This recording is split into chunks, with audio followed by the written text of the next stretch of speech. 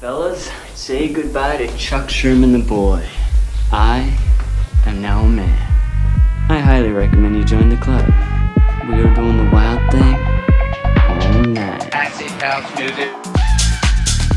Hey, what's up, everybody? This is Sherm. Sherman, I cooked all this food. Is that all you gonna eat? General Sherman realized and understood the importance of house music. So, do you know anything about techno? No. Listen. Get it on. Yo, what's going on, everybody? Welcome back to another brand new episode of Sherm In The Booth. I'm, of course, your host, Sherm. Today is Thursday, September 19th, 2019. Guys, this is episode 80 of Sherm In The Booth, and I'm going to need you guys to raise the energy level a little bit because I am absolutely, positively certain this is one of the biggest interviews yet. It is my absolute pleasure to have Win and Woo on the show. A few weeks ago, I got to FaceTime them when they were out their studio in LA, originally based in Chicago, but they both are out there now, and it is just so awesome to be able to connect with guys like this. You know, I have looked up to them for a long time. About 4 or 5 years ago is when I first started hearing their remixes, and to hear about their journey and how hard they've worked is truly inspiring, and you're going to hear me say it in this interview. They make this dream seem tangible, and I just absolutely loved it. They are such cool guys too. You guys are going to absolutely love this interview just as much as I did. I don't want to spoil anything, so let's get into it right now. I want to give a special shout out to Win and Woo once again. Thank you so much for coming on, guys. You really, really do inspire so many people here in Chicago, and I mean it from the bottom of my heart. So let's get into it right now, guys. Episode 80 with Win and Woo. Hey, guys. What up, dude? Yo. Can you guys hear me? Can you guys see me? Yeah, we can see you. What's up, man? How are you? I'm good, man. I'm gonna do what my grandma does. Just put it inside her nose like this real quick. There you go. Your grandparents do that too? Oh my god, they don't even pull up to their face though. It's like they're just like looking down. I know. My dad, like, he FaceTimes me. He like doesn't even call anymore. It's only FaceTime, and I'm like, I'm honestly, I'm looking at your foot right now. What is the point of this? Right? I don't know why. You just talk on the phone normally. Yeah, I know, but isn't it kind of crazy that our grandparents have like iPhones and shit now? I mean, my grandma follows me on Instagram. Yeah, right. Right? The only picture she has is of her knee, though. On Instagram? Yeah, it's literally just like an accident. I don't even know how she accidentally posted it, but it's a good picture of her knee. Are you guys in LA right now, then? Yeah, we're just in our studio, and just kind of close to Silver Lake area, and just like, finished up some tracks this week. You want to say hey to Chicago really quick? Sure. Hell yeah. We got the lake right here. Ooh, nice. Where do you live at? I live in the Loop, kind of on Van Buren and Franklin. It's right next to the, what I call the Sears Tower, but the Willis Tower, I guess, right? Right. What was it? What was it before the Sears? Has it always been the Sears? I think it's always been this. I mean, as long as I've known it, it's been the Sears. As long as you've been alive, it's been the Sears. Right. It's an icon in Chicago for you guys, right? Yeah. I know. Who still lives in Chicago? He's moving here next month. Oh, really? I just signed a lease today. Yeah, I saw you're doing a solo project, Mona Me. Am I saying that right? Yeah, it's like Monam. Monam. Wow. Yeah. Probably should be able to figure that out. There's not. That's awesome, man. When did you start doing that? It's kind of just been like a random thing to just start throwing music up on that aren't like not Win and Woo tracks. So like just like good songs that I like that just didn't want to die in a folder on the internet. Of course, man. I mean, die in a folder on the internet, right? Lost in a Dropbox. Yeah, exactly. I know. Like we have so many throwaway songs that are good that just don't fit the projects, you know. Right, of course. I mean, when you guys when you perform these days, I mean, people are expecting Win and Woo music, right? Yeah, exactly. So, you know, just a creative outlet, really. Yeah, absolutely. I respect that, man. I mean, will you have your own project? What about Win? Do you do something like that too? Not like that. I have like other music stuff I do, but it's like I do like more writing for other people and stuff like that. Really? Like, are we talking like MIDI melodies or like actual lyrics? Just like kind of writing songs with singers and stuff like that. Really? So, yeah. I didn't know that, man. I mean, has music always been in your guys' lives like since day one then? Yeah, pretty much. Yeah, always done something musical throughout our lives, like whether it's like straight up like school band or Nick was in actual bands. Like, yeah. What'd you play? Started off playing. Well, I played pianos when I was like a really young kid, like from like 7 and 12, and then learned guitar and drums. Yeah. Did all of those 3 like up until college, and then I took 2 years off, and then we started kind of DJing and picking up Ableton and stuff. Of course. Were you guys parents musical then? I mean, my parents just made me start playing the French horn, and I wasn't a very big fan, but... Mine weren't at all, actually. Like, my dad played piano, that's how I started to kind of learn from him. Yeah? You had a piano in your house? Yeah. Oh, yeah. Dude. I mean, are you still applying musical theory knowledge from those days to your tracks now? Oh, yeah. Yeah, I mean, like, I was never... There's, like, 2 types of people. People that are, like, super good with, like, theory and, like, can read music really well. Right. Or there's, like, kind of, like, more, like, ear... Like, I had, like, a better ear for things, and I could just play. And I could always... Like, it always took me forever to read music, but I could memorize it, like, once I figured it out, like, easily. Really? Like Nick Cannon, you know?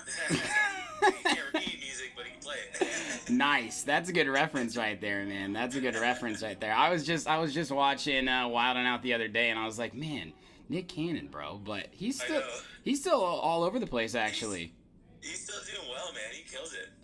I was listening to, I can't remember this podcast with all these, like, DJs from Vegas and stuff, but they were talking about Nick Cannon is literally the busiest guy in the industry, and I I was like, damn. I mean, he's, like, hosting shows. Yeah. He's, like, throwing parties. He's a DJ, too, apparently. Really? Of course. I believe that. Of course, right? Who is it? Why not, man? What do you guys think about that? I mean, I think it was, like, Paris Hilton kind of did it first, and now it's, like, Brody Jenner. I mean, it feels like everybody, even, like, Nick Jonas is a DJ, too. Do you think it, like, oversaturates the market because people are like, oh, now anybody can be a DJ? Or is it kind of just the way it is? I think, because, like, the celebrity DJ thing is, like, it's, like, a whole different thing. Like, yeah. Everyone, like, people take them seriously, but not for the same reasons they take, like, artists like us and stuff seriously. It's, like, just different, you know? So, right. Like, it doesn't, like, hinder anyone by them being DJs. It's just, if anything, it helps, because then people are like, oh, my God, like, fucking Nick Jonas is DJ. Like, you know, like, what other DJs are cool? Like, yeah, absolutely. I feel like it's seeing, like, national monuments or something. Like, you go to D.C. once, you're like, yeah, I've been there. Like, I saw Nick Jonas like, DJ cool. once. Like, it's fine. And then there's, like, dudes like Shaq where, like, he's been doing it for a long-ass time, but, like, he obviously never made, like, a move out of it. Now he still just does it for the love. Like, he doesn't get paid when he plays these shows and shit. He just shows up because he wants to. Did you guys play the same day as him at Lala? Yeah, he literally, that's true, actually. That was, like, his interview at Lollapalooza. He's just like, I don't get paid for this shit. He's like, I just like to show up and, like, play. It's like playing Game 7. He's just like, I fucking love it. Like, I saw that interview, too. Yes, he did. I mean... I believe he doesn't get paid at all. I mean, I'm sure he gets all of his shit taken care of, but, like, I don't think he's, like, walking away with, like, a $50,000 check, you know? No. I don't know. Wonder what Shaq could ask for, like, realistically. I mean... Probably a lot. I mean, especially now that, like, the whole EDM community is, like, taking him in and, like, accepting him as, like, a sick-ass DJ. I don't think he's turned down money, though. Because there has to be money. I mean, this is just what he said in his interview. There has to be a business there, but I don't know. He's also fucking... Yeah. How many championships has he won? Yeah, how long was he on TV for? Who's his agent? He has to be getting paid at least. Watch him be like the Serato sponsor now, like, and it's gonna be on television or something. Just like sponsored by people, and just like, I mean, anytime he makes a post for some company, I'm sure they give him, you know, here's a $100,000 check. Like, yeah, I think that's got to be where it's coming from. I mean, why not take that extra income? And he's just like, fuck it, yeah. It's like, you're gonna give me a slot at Lollapalooza? Down. Like, yeah.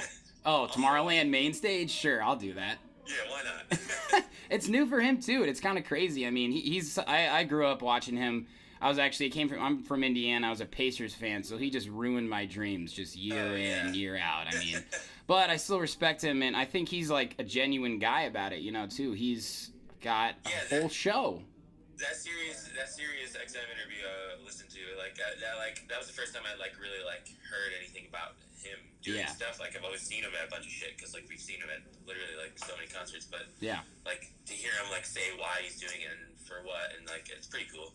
Dude, it's so weird. Well, it's beyond weird to see him like go in the crowd at like Prism, you know, when he played like that after show.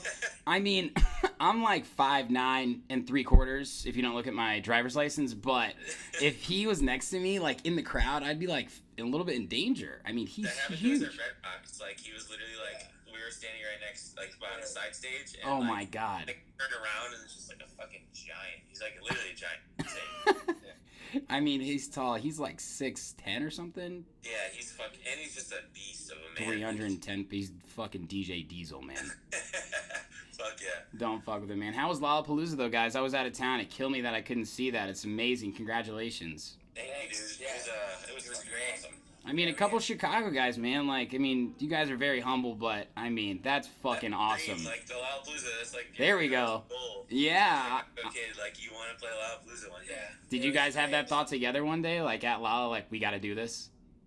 Yeah, I mean, like, we always wanted to play Lolla, but we weren't expecting it this year, so when it, like, came through, we were like, wow, this is crazy. Yeah. And, yeah, it's definitely, like, one of the best weekends of our lives so far. For sure, and you guys did it big. Like, was that the Tito's stage this year? That's the one on cement, right? Yeah, that's the one. That's like the built-in amphitheater that's right there. So you got a good sound system right there, and they don't play anything on the other main stage, so focus is on you guys, right? Yeah, it was great. Like, we had a big crowd. Like, it was awesome. It was perfect. Literally couldn't have gotten better. If you could describe, like, that feeling in one word or even one sentence, like, what would it be like? I mean, that was a good set time, too. Like, it wasn't even, you know, Sideshow Bob or anything. You guys were, like, a big name on there at a great time.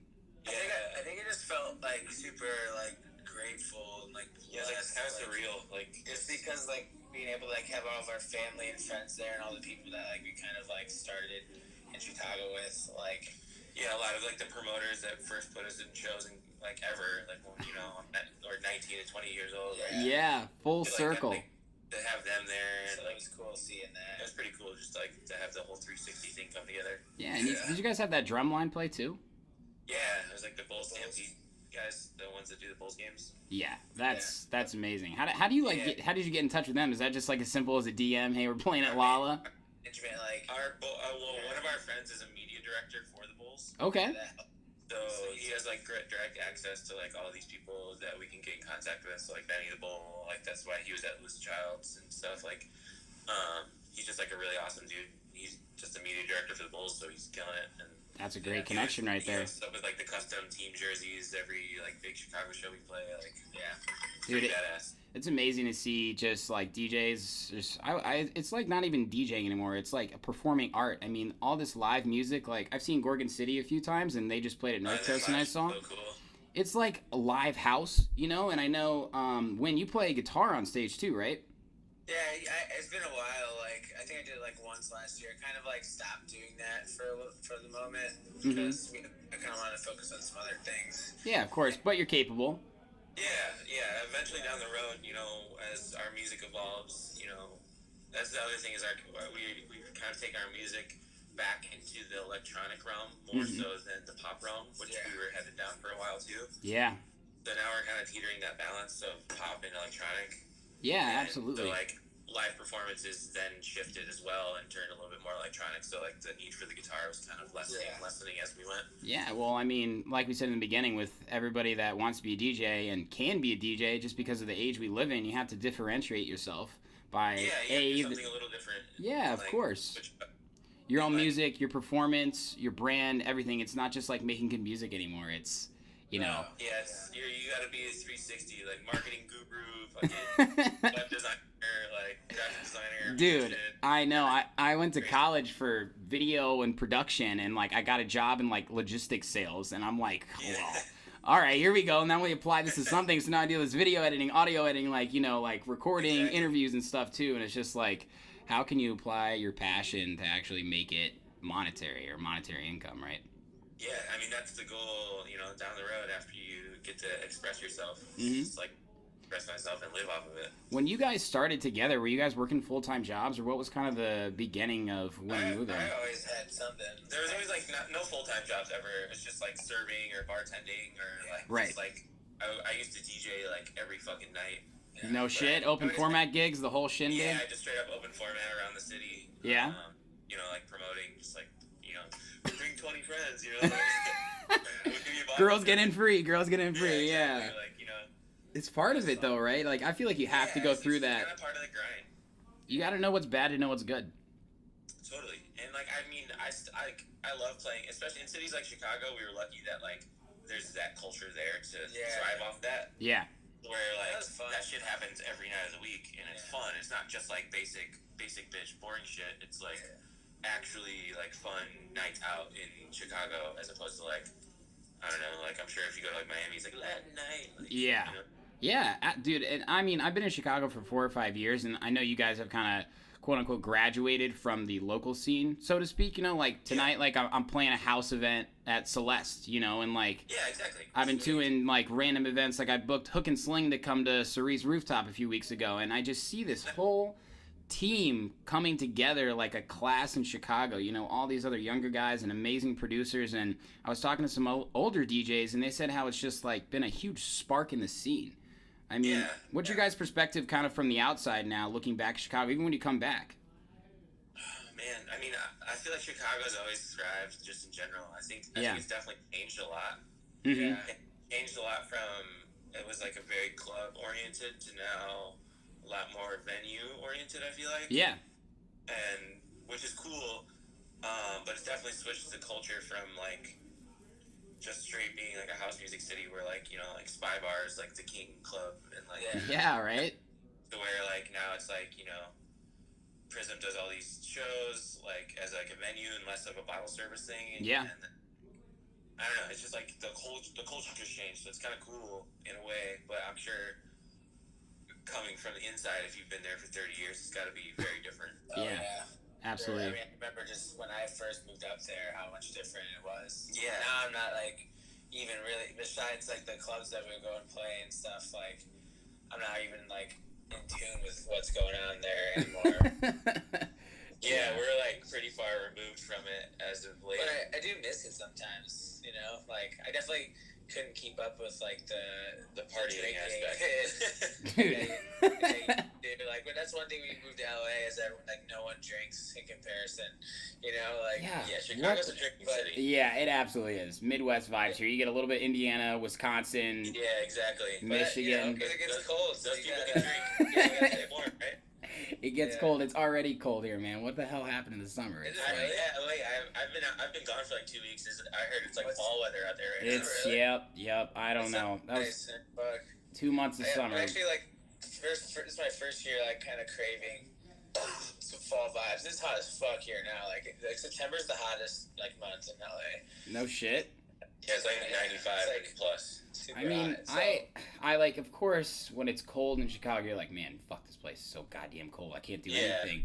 But also, I feel like it really makes you appreciate the seasons and holidays and stuff, too, you know? Like, yeah, it makes holidays cooler. Yeah, when the Christmas tree is up in, you know, Grant Park and it's actually snowing or it's actually cold, like, if I'm in LA and it's Christmas Day and I'm just, like, hot as fuck, I'm like, oh, fuck. It's just another day. Yeah, it's pretty. I mean, I kind of like the consistency of it, but I definitely like feel like I'm gonna like wanna go travel back to Chicago for like a couple of days in the fall just to like have it. But I don't need it for that long. Like a week or like a couple of days is good for me. Yeah, we're fortunate enough to get to travel around enough that we get to see most seasons no matter where we're at. Yeah, that's a good point. Yeah, maybe I'll be like that in maybe like 2 years because. I'm not saying LA's not an amazing place. I mean, so did you guys make the move out there because of music, because of management? Like, what was the main reason for that? It was a lot. It was like all of the things, really. It's like, he's been talking about moving to LA forever. I've been wanting to move to LA forever, like, since I could remember. Yeah. Like, and all of our management, Louis Child, like, all the whole squad literally moved out here. We were like the last ones in Chicago, so then Nick was like, fuck up. And then he left because he just wanted to get out of Chicago as well. Yeah, just like change it up. I had to.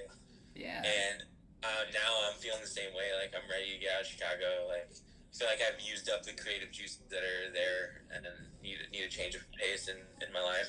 It's a hub, man. It's an absolute hub. I mean, there's so many singers, DJs, producers, like, just creative field there. I mean...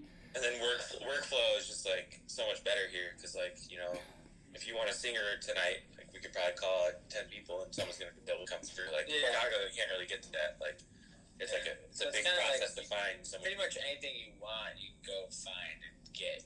Yeah, true. Yeah. Have a lot of the singers you guys have had on your tracks, has that been remote or was that in person? A lot. I think mostly in person. I would say like 75% is all like stuff we've wrote in person. Yeah. I mean, the last two songs, like right in front of me and Here You Are, was all like wrote in LA, in our studios out here that we've had. So. How'd you guys meet Sarah? I mean, your new track, Here You Are, right? That was just released on Armada a month ago. Yeah, we actually like. There's this one song that she did with At the Ends or whatever. Mm-hmm. It's a dubstep song, and I was like, dang, I like her voice. So You were listening to dubstep? Oh, we listen to everything. And it's not, I don't even know, it's bass music. It's not like It's not dubstep. dubstep. It's There's cool. no dubstep really anymore. I mean, Yeah. that's popular at least, I guess. But yeah, and so I liked her voice, so I had my managers like hit her up, her manager or whatever, and then she was down to do a session. We just like wrote the song pretty much in just one session, and then it kind of came together really fast. The best ones usually do. Yeah, that's true. But- Sometimes it just happens. Yeah. That's incredible. I mean, I know so many producers. You guys have probably heard of Align, James Fisher. I just had him on the show. Yeah. Oh, yeah. And he was telling me that he's not actually worked with anybody in person. And it's kind of crazy because, you know, everybody has a different DAW they use, whether you're using Ableton or Logic, or whether you prefer to work remotely, or whether you prefer to work with the person you actually make music with. Like, everybody's got their own Right. toolbox, right? Yeah. What's your guys' process? Do you guys work together every time? Not every time. Not every time. But, I mean, probably we would if we will, like, the more that... Yeah, now that we're like living in the same city again, we will be working together all the time. But for the last like year and a half, it's been pretty remote. Like I would fly out once a week every month Shit. to like come together with all the ideas that we had made, Yeah. you know, separately, and then sift through them and kind of just like start working on it together from that. Yeah. Are you engaged right now, by the way? What's up? Are you engaged? Yeah, I'm getting married in like 40 days. All right. Congratulations on that. Thanks, dude. She coming out there with you then, of course? Yeah, she's out here right now. We just signed like a lease today and stuff, and then we're also 40 getting married days. out here, so like everything's out here. Nice. Yeah, you guys are really setting sail for the West Coast. Straight up. That's awesome, man. So I want to get in your guys' like kind of history of your music a little bit. I mean, you guys popped up, you know, really made a name for yourself 4 years ago with a lot of your remixes. I mean, Dazzle, Evie, Phoebe Ryan, of course, and then the quick leapfrog with Louis the Child, Strange. I mean, amazing. And then Bryce Fox, Burn, and then of course the Chainsmokers, Don't Let Me Down, and then finally an original came, Recognize. You know, you guys had a formula, so to speak. It seemed like in the beginning, and were you working on original music that whole time, or what was that thought process like? Not really. Yeah, we weren't really going in on original music until like we started working with Ash a bunch. And Mhm. the girl Like, unrecognized. ended Right. up like had a studio shared with like Louis Child and Ethan and all those guys. We all like working together so much that kind of over that time is where we definitely kind of found like our process to write original music. Mhm. Yeah, other than just doing remixes. So that's kind of where that like switched. But definitely like writing with, because it was the first time we wrote with a really great songwriter, you know? Yeah. Like the vocalists, not to say that they weren't like talented, but like it's just a different story when like you're with someone who really like is really good with their voice, and their voice is, you know, crazy, and they know how to like go all over the place, and Yeah. you don't need to like sit there coaching forever and that song just pop out. But we wrote like a bunch of songs with her, and like any of them could have been a single. Really? But that just we kind of landed on. Yeah, and like there definitely, I definitely remember a time where like we were getting to a point where like we can't do another remix. Like we gotta, like you can only get so far doing remixes. So we're just like, I do remember a time where like we were like let's start making original music and like seeing where that goes. But that time, man, I mean, remixes, like, that was kind of like in between the height of SoundCloud, you know, like when just that's the remixes thing, were out like- there, you could put anything out there, like, That's how you got your name out. Was kind of like not like using other people's platforms as well. you could go on tour making remixes of big Straight songs. up, like a bunch of people did. Like Yeah. like Blau, he's huge Griffin. now. Like they did Blau just did mashups to start with. Like he didn't even like, produce anything. Cap behind Slap? it. Yeah, So seriously. yeah, like and they got big from it, like which is sick. And then they followed up with dope music afterwards. So then Right. it's just like That was kind of like the culture of EDM. I mean, like, I was in college at that point when, you know, all these names were blowing up, like Blau and Cap Slap. I went to IU, and these guys were coming, and the place was packed, and it was like the birth of EDM, so to speak. And that definition has changed so much over the past 5 years. But like in the Midwest college scene, like Oh my God. kids weren't listening to that All shit the college. until like 2011 is like that's when people started kind of It's getting a into it. great time to be getting into this shit. I mean, I think like if like right now it has to be a lot harder. Oh, yeah. I'm gonna just hop in, you know, like it's just like it was easier. Well, as long as your music was good, it was easier to get recognized. It's true. And now I don't even fucking know. Like, you know, like there's so many other different ways that like you can get your music out there, but it's not like a guarantee that anyone will hear it or, you know. Yeah, we were fortunate to ride the SoundCloud wave.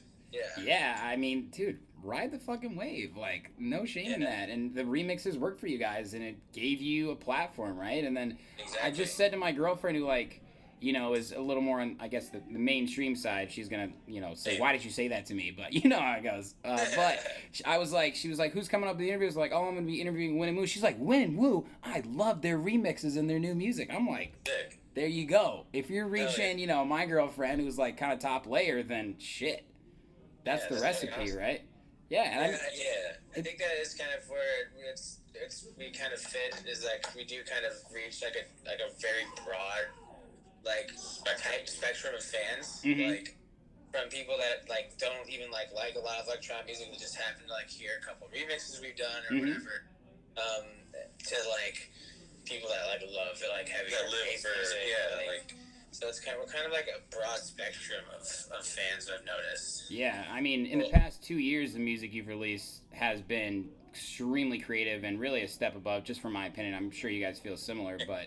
Thanks. Yeah, I mean, it's awesome. And I mean, your last track is awesome. It's just like crazy to see just two Chicago guys blow it up, man. Like, you guys make it feel tangible, you know? Hell yeah. It is, dude. Like, it's not, and that's the thing, is like, you don't really notice it, because like, it's like, we're still doing the same things we've been doing for like the last 10 years. Like, like, but not giving up on it is the biggest thing, right? Yeah, but I feel like most people expect the instant gratification of shit, and like we've been doing this for 10 years, and we're at where we're at right now. You know what I mean? Like 10 a lot years. of people expect the graph to kind of go like this, and then which happens to some people. Yeah, some people are on that.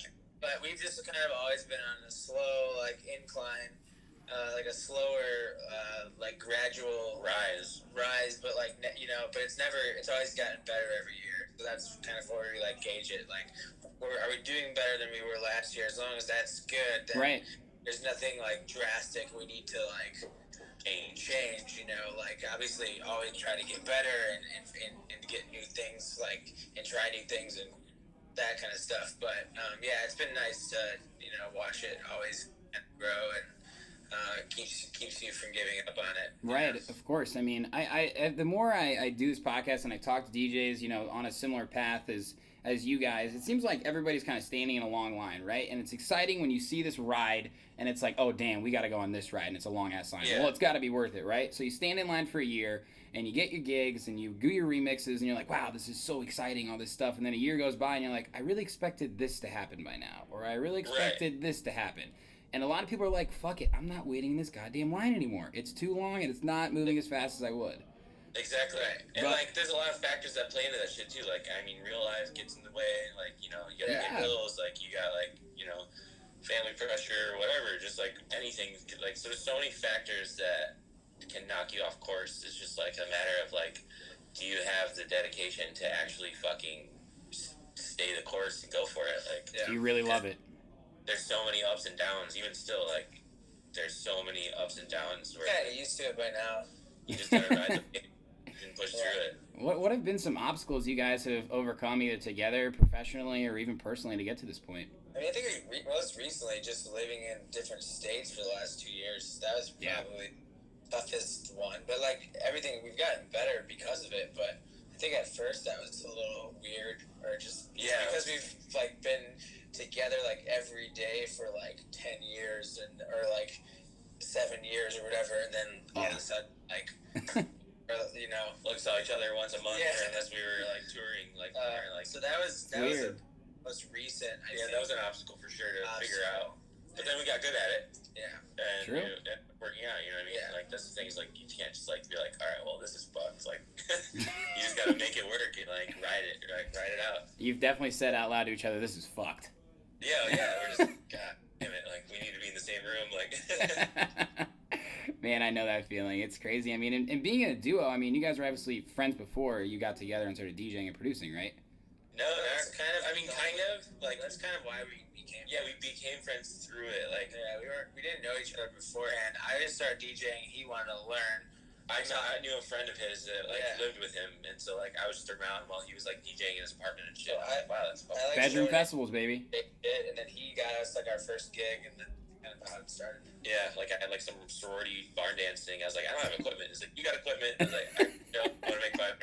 Like, let's do it together. And then after that show, we were just like, damn, that was really fun. Like, let's keep doing this shit. And then just kept doing it. It's crazy once music comes into your lives. I mean, like, I know I said I'm from Indiana. Like, there was not anybody else who wanted to be a DJ, was really into electronic music until I got to college.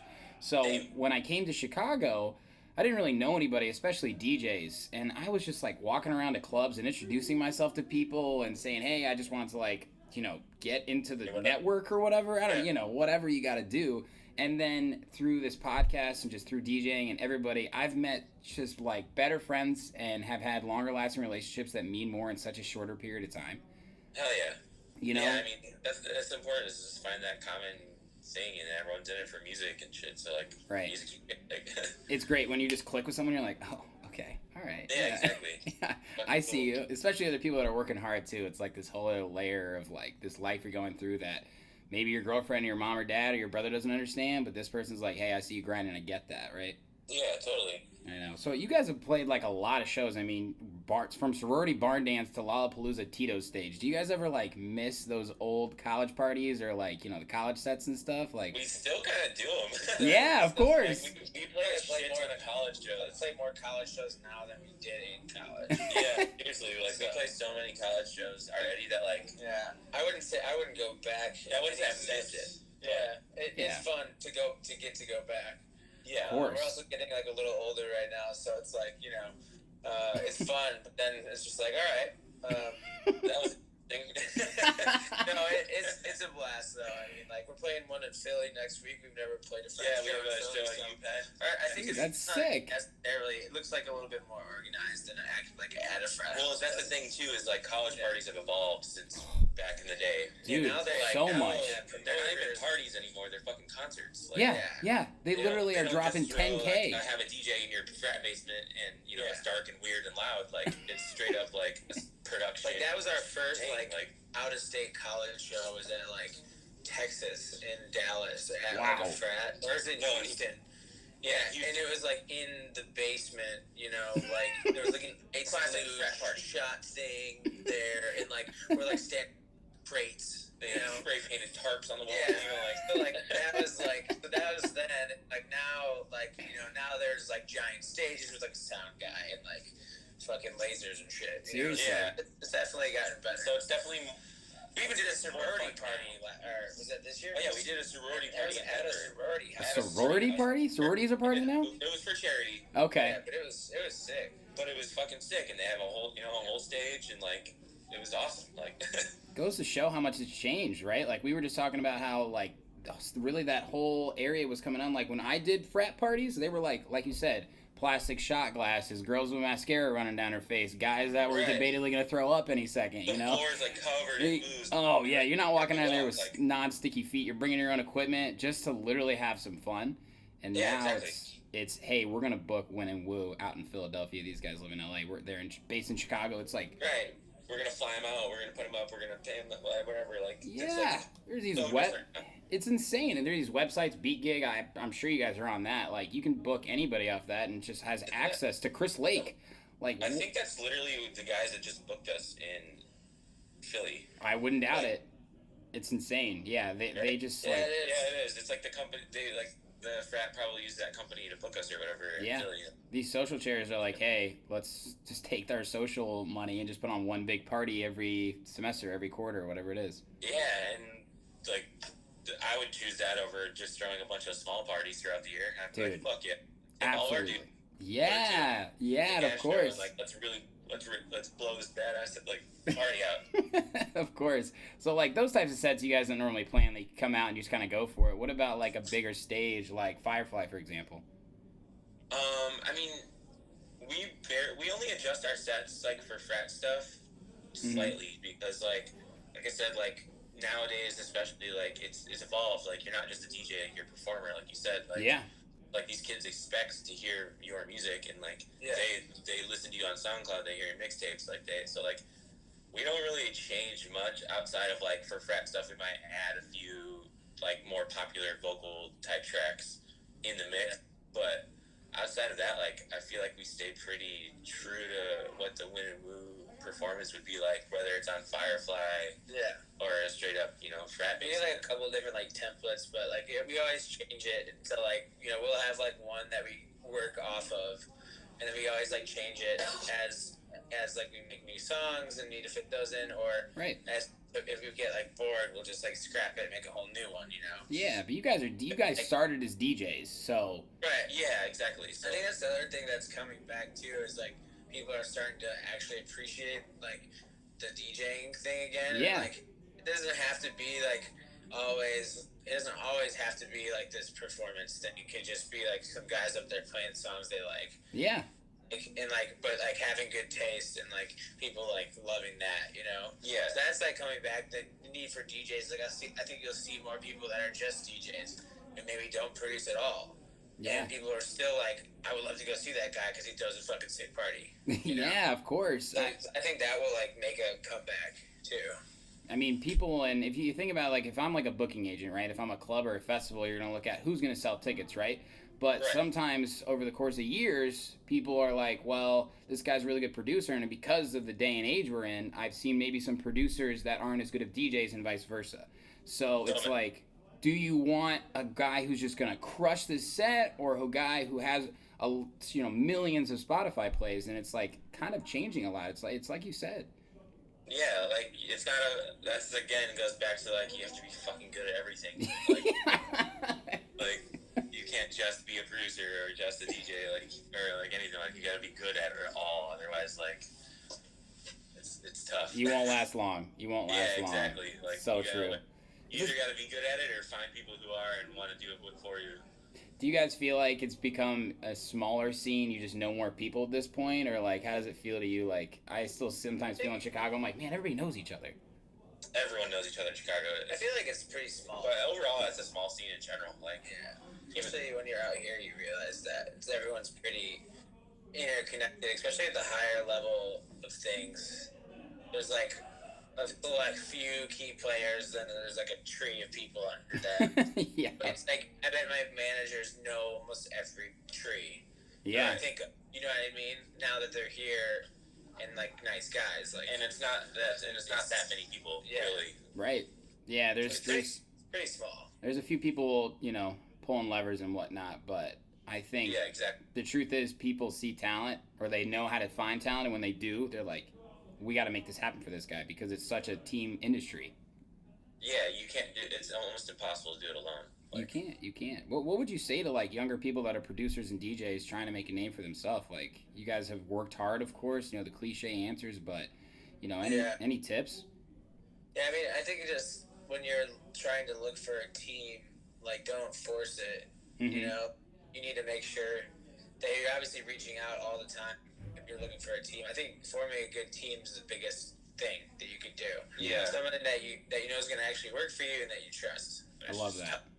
Really hard to find that, but you got to kind of let it find you. Always be looking, but also don't just like take whatever comes your way because you think you need a manager or a booking agent. Like, you should wait until it feels like right and that you guys are like on the same page and they share the same enthusiasm about your project as you do. Yeah. Then it makes sense to like move forward. Money aside. Yeah.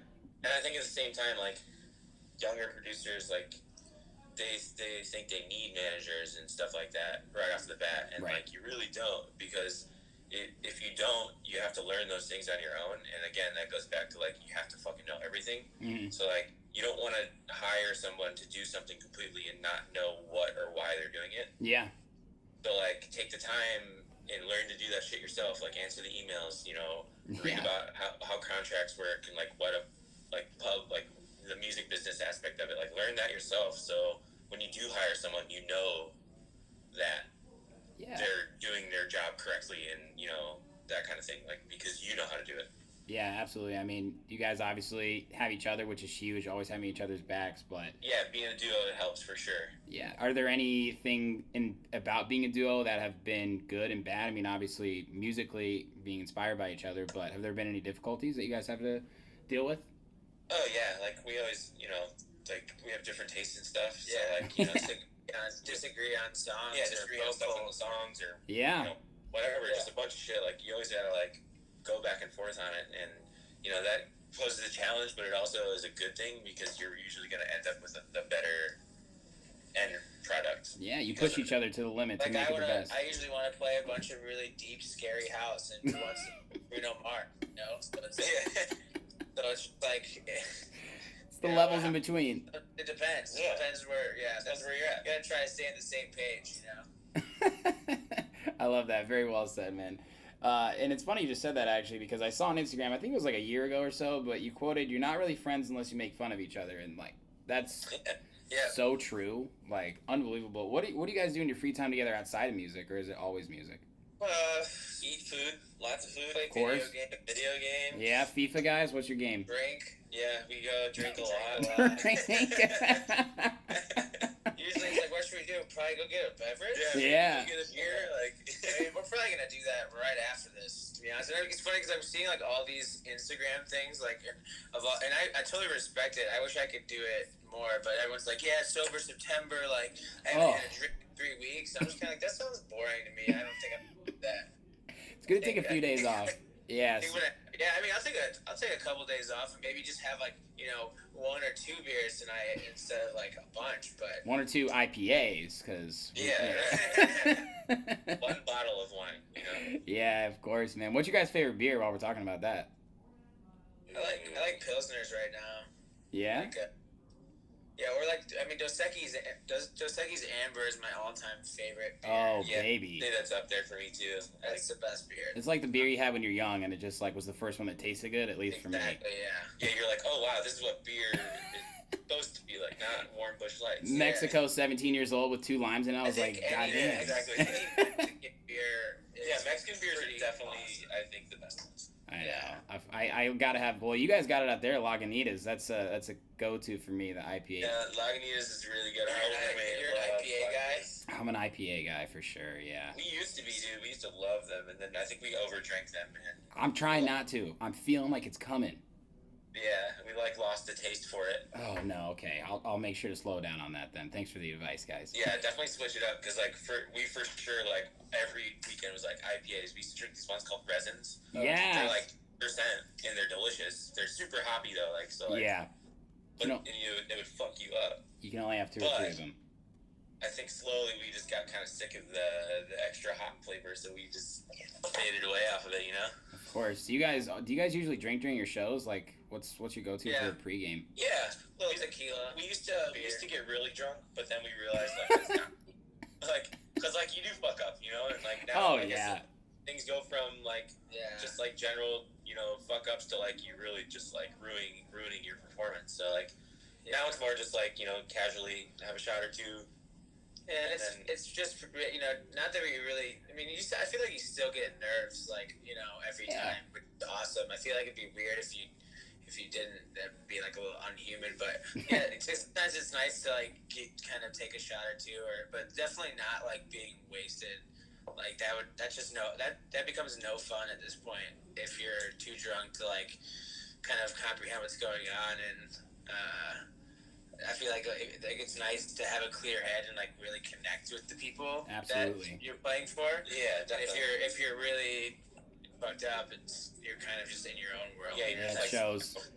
Kind of bullshit. Yeah, for sure. I like to of course, have a little bit before, with friends, almost as a, hey, thank you for coming, let's hang out. This is the last time we can hang out before I get in the zone. But I start drinking when I get on stage because it's like a tick almost. You transition, sip, say hey to someone in the crowd, sip, and then it's next song, and it's you gotta pace yourself. It's an industry where drugs and alcohol are prevalent, and it's a matter of self-control. So I like that answer, guys. Yeah. And as long as it doesn't hinder you in any way, do your own thing, no judgment. But everything in moderation, right?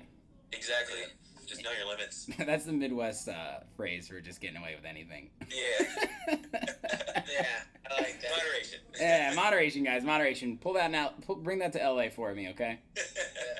So, last question, guys. Obviously, 10 years ago it was 2010. It's about to be 2020 right now. It's been so many changes in the last decade. What do you guys think is going to happen from 2020 on? Yeah, man. I honestly don't know. Yeah, dude, the music industry is so crazy right now. It's like... It's hard to tell. House music is king again, like... Yeah. I think the electronic scene just kind of is going more underground. So yeah, I feel like house. I feel like it's coming back from like to those 2012, 11 vibes where, electronic music, actual electronic music is king and not the pop stuff that was happening for the last 2 years, 3 years, whatever. Of course. Yeah, I mean, like everyone trying to like kind of do the same thing the Chainsmokers did or something, but but that was and like go from like being a producer or DJ to like singing in their own band and stuff. Like that's just not gonna happen with like us for sure, or like other people. So like I think that's when we realized, okay, maybe we should just go back to our like what we're really good at, and that is like making like fun vocally dance beats. Yeah. So yeah, I mean, for the future for us is that, I think, and then I don't really know. I think this whole scene in general is just gonna thrive off some originality again, and just Of course. I mean, it was a whole wave that like I kind of experienced with you guys. I mean, like there was Tiesto in 2007 to 2009 trance, and then like Big Room and Progressive really just took over. Hardwell, the Alesso, Swedish House Mafias. And then it went into like trap, like Original Dawn, the Flosstradamus remix, sparked Bauer, RL Grime. And then it went into like Kygo, where like it was kind of branching out more mainstream. And then like the Steve Aokis hopped on top of that. And even like Tiesto too. And now house music has always been there though, right? So it's like... Right. Oh, it's never gone away. It's like you guys, man. It's like you guys didn't have a jump like this right away. You've just been like this. It's like, hey, we've been doing this the whole time, right? Yeah, exactly. Yeah. Just like keep it rolling. I feel like that like bassy like almost like a Troy Boy kind of style. Yeah. Like experimental. I feel like that's gonna that'll have like a nice little like wave here soon. For sure. I love that stuff. Yeah, me too. Just not aggressive, but like just creative. Yeah, dude, people want to dance again. Something. Yeah, half the reason I got so into house is because I couldn't keep jumping at these festivals for 3 days straight, 10 hours a day. I was like, dude, I don't have it in me anymore. And now I can go to a festival like Movement or something like that where I can dance the whole time and it's a real connection with the crowd because people are truly there for the music and to let loose, however you want to say it. Yep. Yeah. I think that's what's going to happen in the next decade is going to be smaller festivals more frequently. And, I mean, there's just so many talented producers and DJs these days. It's like, I'm never going to run out of people to interview that are talented. Never. Yeah. I will die before I run out, for sure. And I will do it. I'm going to do an interview on my deathbed, for sure. Hell yeah. That's awesome, guys. Listen, I know you're busy. You got to go get some beers. I'm probably going to do the same. Thank you so much for taking some time. It was a pleasure to meet you. Dude, same. Yeah, good chatting with you, bro. Yeah, I mean, I just want to acknowledge you again. I got so much respect for you guys. That Lollapalooza, just see that milestone. I really mean it when I say, like, you make it seem tangible for people like us, Thanks, man. That's fucking cool. Appreciate it. Absolutely, guys. Well, you have a good night. I'll talk to you soon, all right? All right. Thank you, man. Peace. Later, man. Later.